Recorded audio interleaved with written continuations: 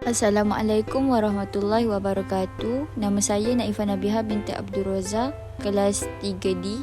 Pada hari ini saya akan menerangkan tentang pendidikan keselamatan, kesihatan, makanan dalam kalangan kanak-kanak.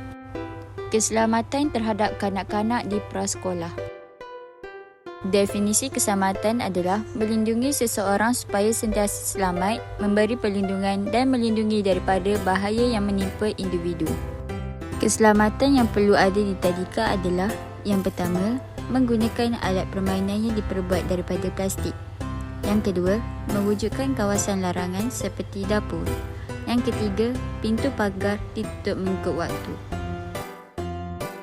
Yang keempat, lantai kelas haruslah sentiasa bersih dan kering. Yang kelima, wayar-wayar elektrik dijauhkan dari kanak-kanak. Yang keenam, kawasan longkang mestilah ditutup. Seterusnya, keselamatan dalam bilik darjah. Yang pertama, guru memberi perhatian kepada kanak-kanak ketika aktiviti berkumpulan. Yang kedua, pintu utama dipasang jeriji supaya kanak-kanak tidak keluar sesuka hati. Yang ketiga, terdapat peti pertolongan kecemasan. Yang keempat, semua perabot berbucu bulat yang lebih selamat. Yang kedua, keselamatan di tandas. Yang pertama, lantai tandas mestilah bersih dan kering. Yang kedua, tiada bahan bertoksik yang tersimpan dalam tandas. Yang ketiga, disediakan alas kaki yang sesuai supaya kanak-kanak tidak jatuh. Yang keempat, pembantu sentiasa memastikan paip air, sinki dan pam tandas berfungsi. Yang ketiga, keselamatan luar bilik darjah. Yang pertama, guru memberi perhatian kepada kanak-kanak yang bermain di luar. Yang kedua, semua longkang adalah bertutup. Yang ketiga, alat permainan diperbuat dari bahan plastik. Yang keempat, alatan yang rosak diletakkan di kawasan yang berasingan.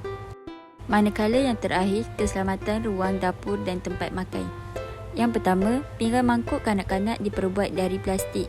Yang kedua, kanak-kanak tidak dibenarkan masuk ke kawasan dapur. Yang ketiga, dapur sentiasa kemas dan bersih. Dan yang terakhir, simpan peralatan tajam supaya kanak-kanak tidak boleh ambil. Seterusnya, topik tentang penjagaan kesihatan kanak-kanak. Apakah yang dimaksudkan dengan definisi kesihatan? Kesihatan merangkumi kesihatan persekitaran, fizikal, sosial, emosi, intelek, rohani serta kesihatan seksual dan reproduktif. Menurut WHO 1948, kesihatan merupakan suatu keadaan fizikal, minda dan sosial yang sihat, cergas dan bebas dari segala penyakit seperti kencing manis dan penyakit yang mudah diserang penyakit berjangkit yang lain. Masalah kesihatan kanak-kanak. Yang pertama, sersema.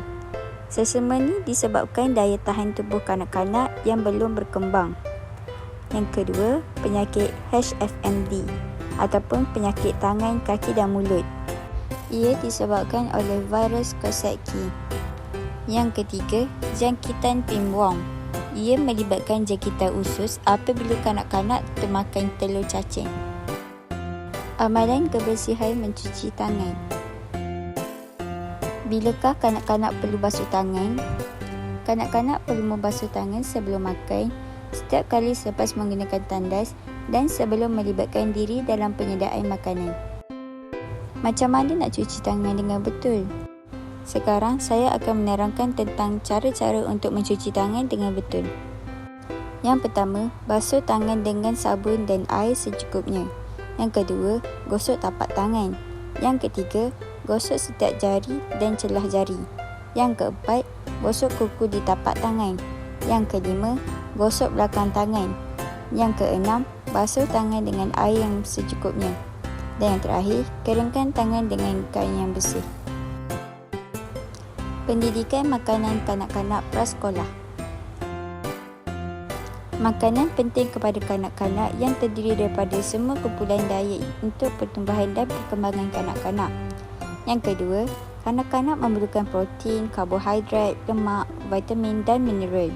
Yang ketiga, amalan pemakanan yang sihat perlu diterapkan sejak usia muda akan mempengaruhi corak dan status pemakanan apabila dewasa. Amalan pemakanan sihat kepada kanak-kanak. Seperti di Malaysia, kerajaan telah mengeluarkan Pinggan Sihat Malaysia iaitu suku-suku separuh yang terdiri dengan buah-buahan, sayur-sayuran, nasi, ikan, ayam, daging dan kekacang. Kenapa pentingnya pemakanan kepada kanak-kanak? Yang pertama, kanak-kanak memerlukan tenaga dan nutrien yang cukup supaya dapat menumpukan perhatian dalam pembelajaran. Yang kedua, dapat mengoptimumkan potensi kanak-kanak untuk mencapai kejayaan. Dan yang terakhir, kekurangan pemakanan dan kelaparan akan mengganggu proses pembelajaran kanak-kanak. Itu sahaja pembincangan daripada saya. Sekian, terima kasih.